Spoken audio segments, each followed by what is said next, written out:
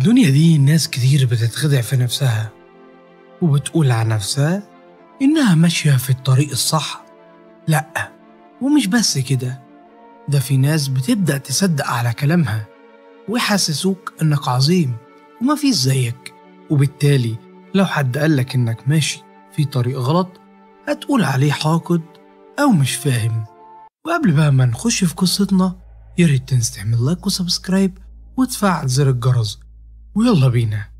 الشيخ مرزوق، أنا لما جيت لك كنت فاكر إنك بتعالج بكتاب ربنا والناس كلها شكرت فيك، لكن أنا مش هقدر أشوف الكفر ده واسكت. كفر إيه؟ أنت بنتك عليها جن عاشق وهخرجه من عليها، مالكش دعوة بقى بالأسلوب، المهم بنتك تخف. وبدأت أقرأ طلاسم لحد ما ظهر سلافة محدش كان شايفه غيري، وكالعادة طلبت منه يساعدني. وقبل ما سلافة يتكلم والد البنت وقال: أعوذ بالله من الشيطان الرجيم، رب أعوذ بك من همزات الشياطين وأعوذ بك رب أن يحضرون. والأرض بدأت تتهز. صرخ سلافة وقال لي: هرجع تاني والحساب تقل ما بينا يا مرزوق. صرخت في الراجل بقول له: انت عملت ايه؟ الله يخرب بيتك. لكن الراجل كان مبرق على حاجة واقفة ورايا. اتلفت بسرعة وكانت الصدمة. ملحوظة يا جماعة، القصة دي حصلت في المغرب لكن هنقولها باللهجة المصرية عشان الكل يحاول يفهم معايا. يلا نكمل قصتنا. أنا اسمي مرزوق سيف الدين، 50 سنة، عايش أنا ومراتي وعيالي في دولة المغرب، بس أنا أساسا من مصر. عندي ولد وبنت، إياد ونسرين. أنا بشتغل معالج روحاني، بعالج الناس من المس والسحر بكتاب ربنا، وأحيانا بطرق تانية. في الحقيقة أنا وارث الشغلانة عن أبويا بعد ما بقيت متمرس فيها، وللأسف والدي الله يرحمه اشتغل الشغلانة دي غصب عنه. أكيد بتسأل نفسك غصب عنه إزاي؟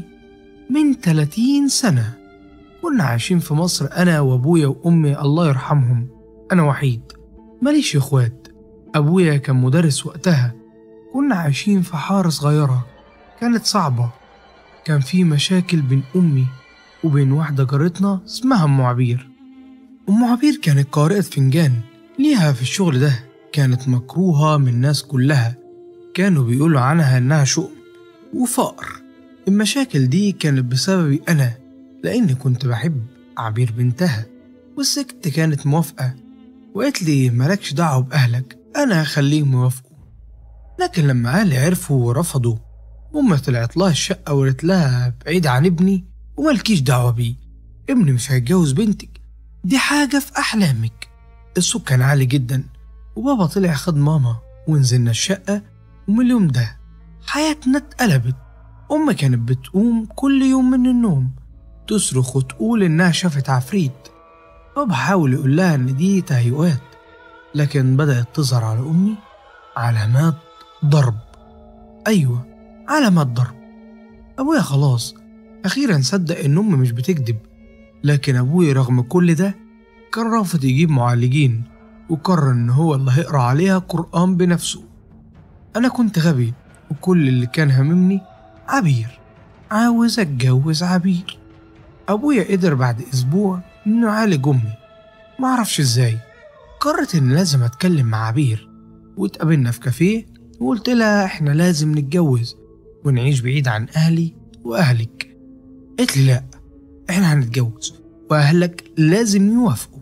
لحد ما في يوم صاري عربي زي ما بنقول جه لأم عبير عشان تقرأ له فنجان وتعرف له الطالع، لكن شاف عبير وعجبته وطلبها من أمها مقابل مبلغ كبير جدا. أمها وافقت، يعني بالعربي كده وافقت تبيع بنتها. سمعت عبير بتصرخ وبتزعق مع أمها، بتقولها: مش هتجوزه. جالي اكتئاب وكنت حابس نفسي لحد اليوم اللي جه فيه الساري العربي عشان يكتب الكتاب. كنت حاسس إني هموت، لكن في وسط تفكيري سمعت صرخة وبعدها صراخ كتير، صراخ جاي من الشارع. بصيت من البلكونة واتصدمت عشان عبير انتحرت. ورمت نفسها من البلكونة. فضلت أصرخ، وأبويا وأمي شافوا المنظر وفضلوا يهدوا فيا. صرخت فيهم: انتوا السبب، انتوا السبب. لكن واضح إن أم عبير ما كانتش هتسكت. بعد أسبوع أمي مرضت تاني، والمرة دي اتصابت بالسرطان. كانت صدمة لينا كلنا. وبعد شهر أمي توفت.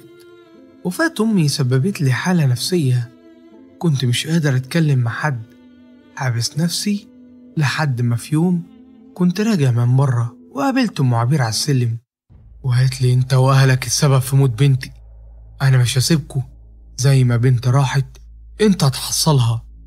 رجعت البيت في اليوم ده، لقيت بابا بيقول لي احنا هنهاجر وهنمشي. أنا جات لي شغلانة برا مصر ولازم نسافر. قلت له: هنسافر فين يا بابا؟ هنسافر المغرب. بعد نقاش وجدال طويل وافقت. بعد أسبوع بعد ما جهزنا حالنا سافرنا.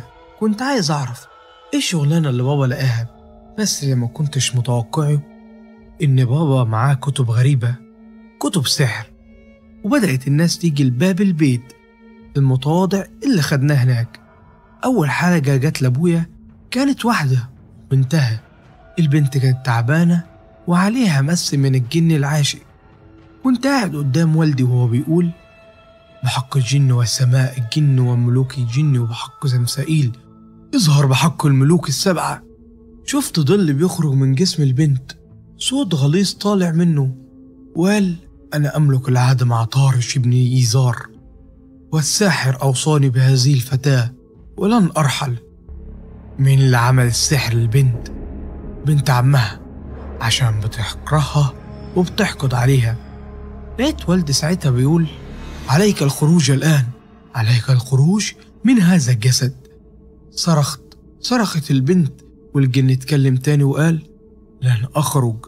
وبدأ أبويا يقرأ طلاسم غريبة، وبدأت البنت ترجع حاجات سودة، وسمعت الجن بيصرخ وبدأ يتحرق. كل يوم مئات من الناس بتيجي لأبويا عشان يعالجهم. كل جلسة كنت بحضرها معاه اتعلمت منه كل حاجة، وبقيت متمرس. لحد ما في يوم جه واحد لأبويا وقاله إن في مقابر عليها رصد وإنها مليانة بكنوز. أبويا قال لي: خليك في البيت. خرج مع الراجل وغاب. وبعد ساعات جالي تليفون إن أبويا في مستشفى بيموت. خرجت من البيت جري على المستشفى. وصلت ودخلت الأوضة، وكانت صدمة. دخلت الأوضة واتصدمت عشان أبويا كان متغطي بملاية بيضة. أبويا كان مات. جريت عليه وكشفت الملاية. منظر أبويا كان مخيف، مقبض على ملامحه رعب ما يتوصفش، وكأنه شاف عزرائيل قبل ما يموت. فضلت أبكي زي الأطفال وأقول له: قوم معايا، قوم عشان نمشي، أنا محتاج لك، ما تمشيش دلوقتي. دخلوا الدكاترة وبعدونا عنه. الدكتور قال لي: البقاء لله، والدك كان عايز يشوفك قبل ما يموت. فضلت أصرخ في المستشفى وجالي انهيار عصبي. وقعت وما حسيتش بالدنيا. لما فقت لقيت نفسي على سرير ومتركب لي محلول. وأنا فين؟ ردت عليا ممرضة: أنت في المستشفى. حاول تهدى. وافتكرت اللي حصل وفضلت أبكي تاني. الساعة كانت 1 بالليل. فضلت صاحي ومش جاي نوم لحد الصبح. الدكتور كتب لي على خروج. خرجت من المستشفى عشان أحضر دفنة أبويا، ومهما وصفت إنه أسوأ يوم في حياتي مش هقدر أوصل لكم الإحساس. وقفنا قدام القبر والشيخ واقف بيدعي للمتوفي إنه يغفر له ويجعل مسواه الجنة. نزلت جثة أبويا أنا ومش قادر أتمالك نفسي ودموعي مغرقاني. خرجت لكن من بعيد شفت واحد واقف لابس أسود، شعره كثيف، لحيته كثيفة، كان باصص ناحيتي. ما ركزتش معاه، واليوم خلص ورجعت البيت. اترميت على السرير، تعب وإجهاد، ولسه هروح في النوم الباب خبط. بصيت في الساعة لقيتها 12. نسيت أقول لكم إني ما عملتش عزا. هعمله لمين ومنين؟ مفيش فلوس. اللي كان عاوز يعزي كان بيجي البيت، بس مين ده اللي جاي الساعة 12؟ قمت من مكاني ورحت ناحية الباب وأنا بقول مين اللي بيخبط؟ مفيش جواب، محدش بيرد. فتحت الباب لقيت واحد بيقول لي ازيك يا مرزوق. هو نفس الشخص اللي شفته في المقابر. قلت له انت مين؟ ردوا عليا وقال لي طب هتسيبني واقف على الباب مش تقول لي اتفضل؟ قلت له آسف اتفضل. دخل وقعد على الكرسي وقال أنا عارف إنك عاوز تعرف أنا مين. أنا مش عاوزك تستغرب اللي هقوله.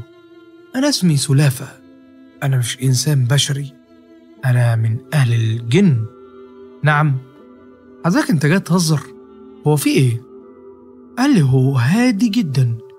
أنا مش بهزر، أنا كنت الموكل بحماية والدك، كنت معاه خطوة بخطوة لحد ما مات.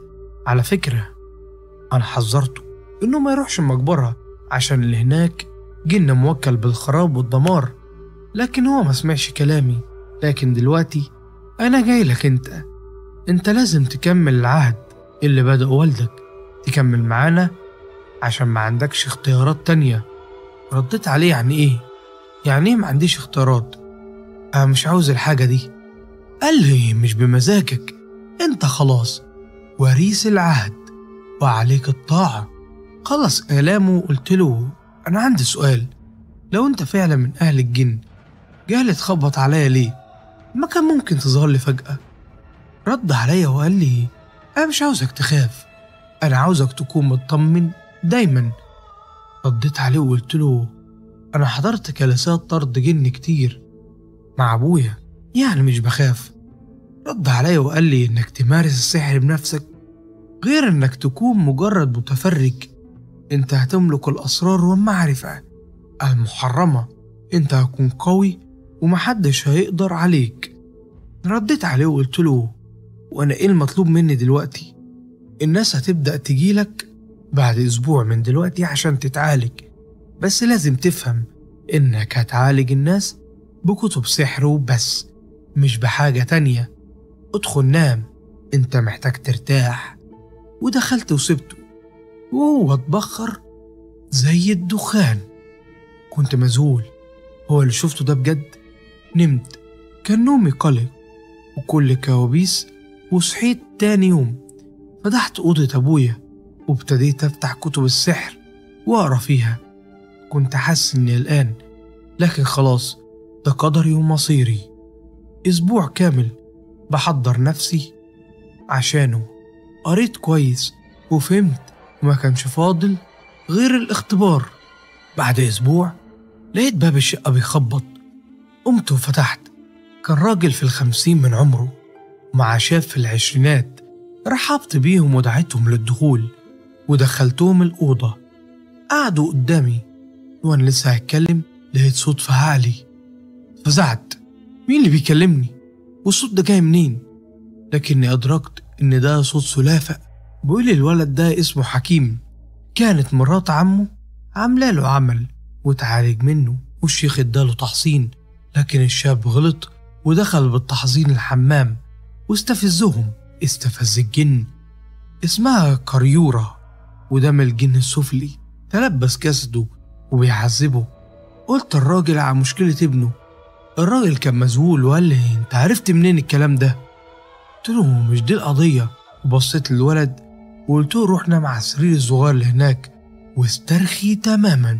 وجبت قماشة كبيرة لونها أبيض وجبت قطة وذبحتها بدم القطة، كتبت الطلسم على القماشة، قمت من مكاني وغطيت وش الولد بقماشة وقلت شمهشور بحق اسم ملوك الجن، بحق العهد السبعة، بحق اسم سئيل، بحق العهد الذي بيننا وبينكم، خلصوا هذا الجسد، خلصوه من الأذى.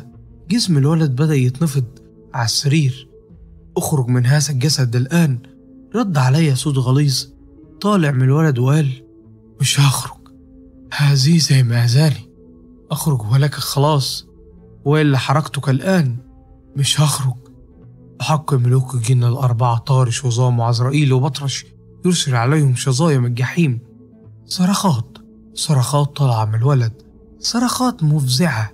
شلت القماشة من على وشه وحالة من القيء مسكت الولد وفاق الراجل وقام وبس على ايدي وقال لي مش عارف اشكرك، انا عاجز عن ده. قلت له خد ابنك وامشي. اخد ابنه ومشي، وقعدت انا في الاوضه شويه حاسس بعظمه الحاجه اللي عملتها. حسيت ان درجه حراره الاوضه بتسخن وتشكل قدامي سلافه من جديد. وقال لي يا بارتني يا مرزوق، انت عندك قوه كبيره، حاول تستغلها، انت ممكن تحكم العالم بحاله. قلت له يعني انا نجحت؟ قال لي بامتياز، انا همشي دلوقتي بس ابقى معاك في كل خطوه، ما تخافش. واختفى. نمت شويه من المجهود، كنت حاسس ان جسمي كله مكسر. نمت بعمق وحلمت حلم غريب. حلمت بوالدي كان واقف قدامي وكان حزين جدا وقال لي ابعد يا ابني، ابعد عن سكتهم، بلاش تغلط غلطتي. صحيت من النوم زعلان من نفسي ومن اللي بعمله. خدت قرار اني اقوم اتوضى واصلي ركعتين لله. دخلت الحمام ولسه هبدأ وضوء، ظهر في المراية قدامي مخلوق شيطاني ليه قرنين اسود حالك، بقه كبير ومفتوح وليه انياب، وخبطة بايده على المراية اتكسرت. وخرجت اجري من الحمام. لقيت سلافة واقف في الأوضة، بصلي بغضب وقال لي انت كنت عايز تعمل ايه؟ قلت له كنت هصلي. تصلي انت يا حبيبي، خلاص كفرت بيه وامنت بينا. مرزوق الطريق طويل ومفهوش رجوع، واللي بيفكر يرجع انت عارف بيحصل له ايه. اوعى تفكر تاني في انك ترجع، صدقني انت اللي هتدفع التمن. فحال جايالك دلوقتي بنت معمول لها سحر اسود من حماتها عشان تموت، ركز وسيبك من اللي بتفكر فيه ده. واختفى. فضلت مستني شوية لحد ما فعلا الباب خبط، ورحت فتحت. كانت بنت وشاب واضح انهم متجوزين. البنت واضح على ملامحها التعب والإجهاد، وشها شاحب شحوب الميتين، عينيها حمرا وكأنها مش بتنام. كنت عرفت أسمائهم من سلافة، الزوج اسمه أيمن والزوجة ندى. دخلتهم الأوضة وقلت له مشكلتك؟ وصلتني يا أستاذ أيمن. قبل ما توصل قال لي انت عرفت اسمي منين؟ قلت له انت أكيد سمعت عني وعن كراماتي، فمش عاوزك تستغرب من أي حاجة. قمت بحركة مباغتة حطيت إيدي في وش ندى وقلت له بحق الملك سمسائيل الملك الأعظم، بحق الألف والقاف والنون، بحق المثمان في بطن الأرض ومن عليها، خرجوا من جسدها، خرجوا من جسدها. وعينين البنت اتقلبت للون الأبيض، وشها كرمش وكأنها ست عجوزة، وصرخت وقعت على الأرض. فضلت تتلوى جامد. أيمن اتكلم وقال مراتي الحقها، تصرف اعمل حاجة. اخرج من جسدها يا ملعون، بحق طيور الجحيم الآتية من الشمال ومن اليمين، اخرجوا إلا حرقناك وجعلناك رماد. قامت ندم مكانها وعلى وشها ابتسامة خبيثة، وزقتني وقعت على الأرض وأنا مش مصدق.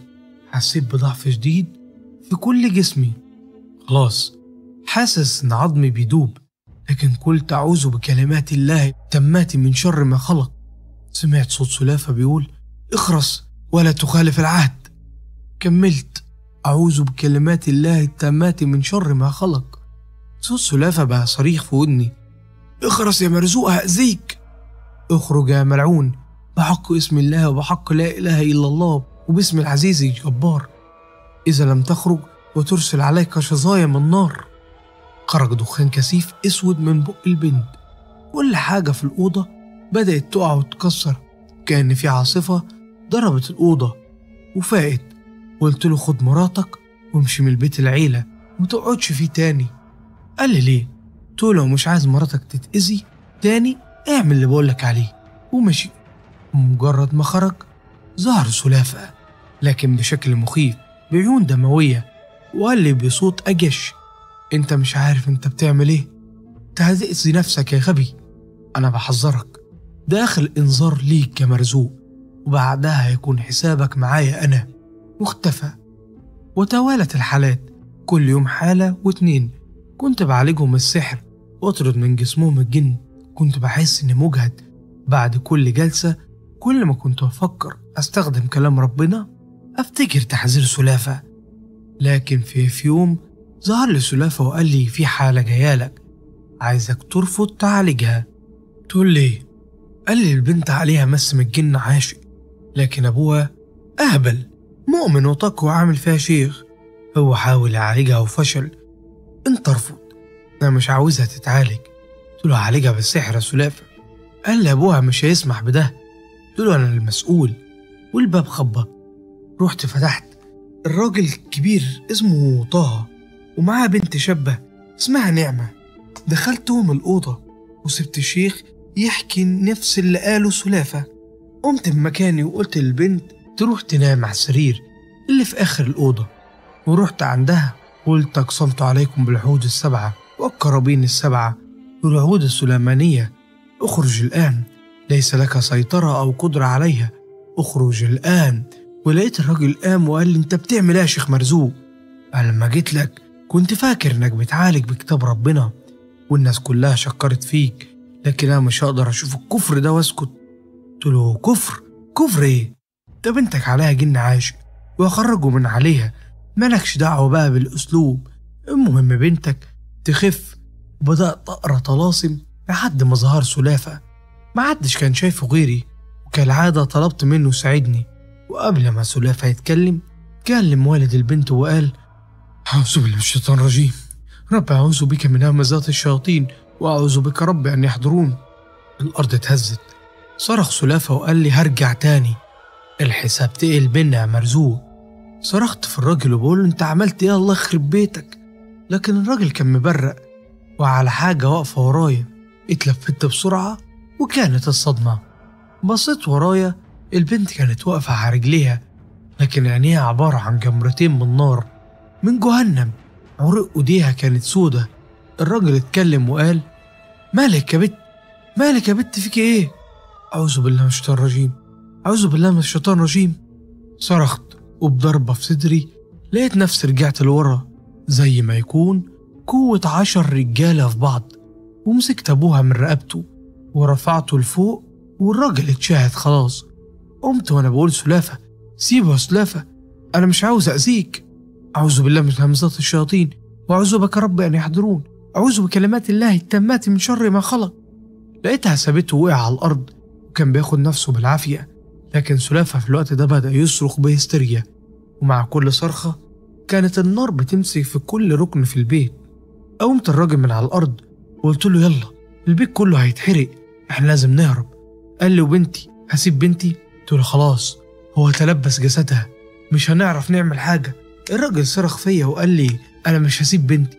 قلت له خلاص ما بقتش بنتك، لازم نهرب، مفيش وقت هنتحرق. لكنه ما سمعش كلامي.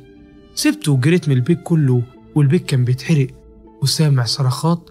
خرجت للشارع ووقعت الناس بسرعة جريت عليا وشالوني لحد أقرب بيت عم سليمان جارنا الراجل التقي.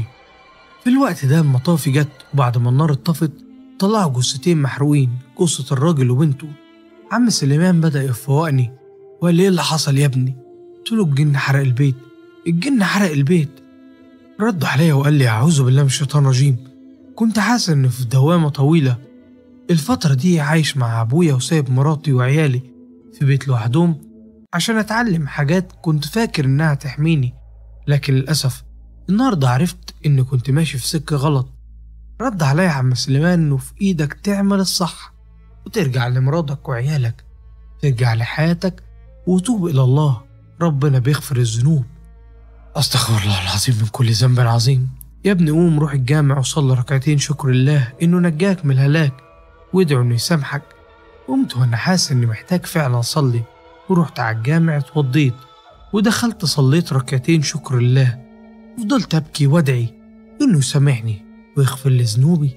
حسيت الأول مرة ومن فترة كبيرة إني مرتاح، لكن أول ما خرجت من الجامع اتقبض عليا عشان البيت اللي اتحرق والجثة اللي طلعت من جواه.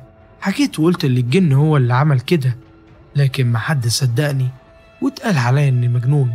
وفضلت قاعد في التحقيقات دي 3 أيام ما كانش فيه سبب الحريق، واتقال لي إن هنفرج عنك عشان ما فيش دليل ضدك، وإنه قدامي فرصة أسبوع وبعدها لازم أرجع مصر وإلا هيرحلوني. خلاص كنت حاسس إن كل البيبان بتتقفل في وشي. ما كانش قدامي غير مشوار واحد عاوز أعمله، عاوز أروح لمراتي وعيالي، عاوز أشوفهم. ركبت تاكسي ورحت على بيتي. ياه، حاسس إن عاوز أحضن العيال ورجعت تاني لحياتي. وصلت البيت وخبطت مرة واتنين وتلاتة، محدش بيرد. هيكون راحوا فين؟ خرجت للشارع ورحت للجيران أسأل عليهم. اتقال لي انت لسه فاكر؟ دول ماشي من فترة ومحدش عارف هم راحوا فين. حزن خيم عليا وفضلت أسأل عليهم وأدور عليهم في كل مكان، مفيش فايدة. هم ضاعوا مني وأنا اللي ضيعتهم. قررت أرجع مصر خلاص، مفيش قدامي حل تاني. ركبت الطيارة وافتكرت الذكريات، افتكرت أمي وأبويا أيام ما كنا عايشين في مصر حياة سعيدة، لحد اليوم اللي اتحولت حياتنا فيه لجحيم. وصلتني اللي أنا عاوز عليه دلوقتي. كل حاجة وليها بداية وأكيد هيكون ليها نهاية. وصلت مصر ما عنديش غير البيت اللي كنا عايشين فيه زمان. رجعت البيت زي ما هو ما اتغيرش رغم مرور السنين، لكن الحاجة اللي كنت ملفتة لنظري هي العطارة الموجودة جنب البيت، عطارة الحاجة نعيمة. مين نعيمة دي؟ أكيد بتسألوا نعيمة دي هي مين؟ هي أم عبير، أظن فاكرينها. محدش في المنطقة كان عارفني. دخلت شقتي المليانة تراب والعفرة، وأكيد مش هعرف أعيش كده. جبت واحدة تنظف البيت واديتها اللي فيه القسمة، ودخلت البيت والحمد لله بقى نضيف. كنت عايز أنام، مرهق وتعبان، ونمت. مرزوق، اصحى مرزوق، اسمي بيتنادى عليه، ولكن الصوت ده مش غريب عليا، ده صوت سلافة. فتحت عينيا، كان واقف قدام السرير لكن جسمه محروق، وشه مشوه بطريقة بشعة. اللي أقدر أميزه عينيه اللي شبه الجمر. قال لي مستغرب شكلي مش كده؟ شكلي ده أنت السبب فيه. أنا هوريك عذاب عمرك ما شفته، هخليك تتمنى الموت يا مرزوق. قلت له أنا مش السبب، أنا مش السبب السلافة، أنت السبب في الأذية مش أنا. وبعدين أنا مش خايف منك عشان عارف ربنا يحميني. ضحك ودلوقتي عرفت ربنا؟ أنت كفرت بيه. رديت عليه وقلت له ربنا رحيم غفور يا سلافة. قرب مني ومسكني من رقبتي وقال لي أنا هموتك بالبطيء، هخليك تتمنى الموت، وسابني. وأول ما سابني قلت أعوذ بالله من الشيطان الرجيم، أعوذ بالله من الشيطان المريد، وأعوذ بالله من الشيطان ومن الجان ومن إبليس وأعوانه. صرخ واختفى. من الواضح إن كابوس سلافة مش هينتهي أبدا. نمت وصحيت تاني يوم ما لقيتش حاجة في البيت. نزلت أجيب شوية طلبات، وأنا معدي من قدام العطارة لقيت واحدة بتقول لي أنت مين؟ ده شكلها غريب من المنطقة. بصيت كانت هي أم عبير. حفر الزمن بصمته عليها، لكن فلوس كانت ليها كلمتها. قلت لها إيه مش عارفاني يا ست نعمت ولا أقول يا أم عبير؟ ست قالت لي أنت مين وتعرفني منين؟ قلت لها أنا مرزوق ابن سيف الدين، فاكراني؟ الست اتصدمت وقالت لي أخيرا رجعت، صدق أنا فرحانة برجوعك عشان أخيرا هاخد بطار بنتي. قلت لها أنت اللي قتلت بنتك مش أنا، لكن أنا ليا طار عندك، طار أمي. قالت لي خلاص ما نشوف مين اللي هيقدر على التاني. سبتها ومشيت ورحت جبت طلبات ورجعت البيت. يا ترى الست دي هتعمل ايه؟ كنت عاوز اشتغل، ما عنديش حل تاني عشان اعرف اصرف على نفسي. ما كانش قدامي غير الحاجة اللي بعرف اعملها، شغلانة المعالج، بس المرة دي في الخير وبكتاب ربنا. بدأت اعرف الناس ان اللي عنده مشكلة يجيلي، عشان بعد يومين تيجيلي ست ومعاها ابنها وبتقول انها على طول تعبانة ومش قادر يقوم من على السرير. وكان بالنسبة لي ده اختبار حقيقي اللي هرجع بيه أماني بربنا. وحطيت إيدي على دماغي الولد وقلت له بسم الله أرقيك من كل شيء يؤذيك، وقرأت سورة الفلق وآية الكرسي وأكتر من 20 مرة. بدل الولد يفوق عملت له حاجة اسمها تحصين، قلت له تلبسها على طول وما تقلعهاش غير وانت رايح الحمام. قلت للست ابنك كان محسود بس مش أكتر، وربنا يبارك لك فيه. بدأت الحالات تجيني كل يوم، كنت بعالج بكتاب ربنا، وبدأ اسمي يعلى ويظهر، وبقيت الشيخ مرزوق اللي بيعالج الناس باجي الرمزي وعنده كرامات. وفي يوم كنت نايم صحيت على صوت فحيح فحيح تعبان. فتحت عينيا، لكن الصدمة إن التعبان كان جنبي على السرير. اتقلبت على السرير وأنا بقول أعوذ بالله من الشيطان الرجيم، لا تأذيني ولا أذيك، ابعد وروح لحال سبيلك. لكن لقيته بيقرب، وده معناه حاجة واحدة، إن ده مش تعبان. قلت بسم الله وبعون الله وبقوة لا إله إلا الله، اظهر الآن، اظهر على حقيقتك. وفي اللحظة تحول التعبان لكيان ضخم، عينيه بيضة تماما، وبدأ يقرب مني. فقلت بسم الله نبدأ، بسم الله نحتجب، وأعوذ بالله من كل شيطان وجان، يا من ألجمت كل متمرد، سلم يا رب سلم. صرخ الكيان ده وفضل يصرخ بشكل رهيب، مش قادر استحمل، وصوته اختفى. ومفيش ساعة والناس كلها سمعت صراخ جاي من بيت أم عبير. ولما دخلت البيت لقي أم عبير ميتة، وعلى وشها ملامح الرعب والفزع. بس مين اللي موتها؟ في اليوم ده كنت قاعد في أوضتي عشان هدخل الخلوة بتاعتي. ظهر لي سلافة وقال لي أنا عارف إن غيابي بقالي كتير، بس أنا جايلك المرة دي ومحضر لك مفاجأة. وحط إيده قدام عينيا، وبدأت أشوف زي ما أكون في سينما، وشفت مراتي وعيالي وهم قاعدين مع بعض. وقال لي عيلة سعيدة هتتقلب حياتها لو ما قتلتش نفسك وبعتلي روحك يا مرزوق. قلت له إيه؟ أنت بتقول إيه؟ قال لي أنا عاوز روحك، ولو رفضت ما تلومش إلا نفسك. يعني لأ، مش ممكن تحصل لهم حاجة بسبب اختفى سلافة 3 أيام. ورجع وقال لي ها فكرت يا شيخ مرزوق؟ قلت له أنا اللي أذيتك؟ خد حقك مني أنا. قال لي لا، حصرك عليهم، أنا جربت معاك آخر محاولة وخليت أم عبير سخرت عليك جن موكل بالخراب والدمار عشان يقتلك، لكن نجيت ومعرفش إزاي، والجن انتقم من أم عبير. دلوقتي أنا بخيرك، يا روحك يا روح مراتك وعيالك. قلت له مش هتعرف تعمل حاجة يا سلافة، أحرقك. ضحك سلافة وقال لي مش هتعرف تعمل حاجة يا سلافة. لكن للأسف بعد ساعة جالي خبر من المغرب إن مراتي وعيالي اتحرق بيهم الشقة، والتليفون وقع من إيدي. وفضلت أصرخ قول له ليه يا رب؟ أنا تبت ورجعت لك، حرمتني منهم ليه؟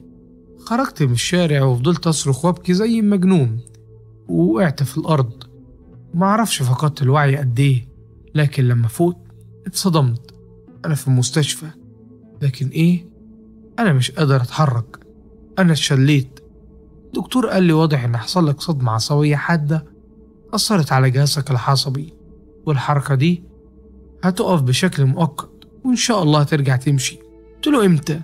قال لي العلم عند الله، جايز أكون خلطت في حياتي، ورغم إني تبت ربنا انتقم مني.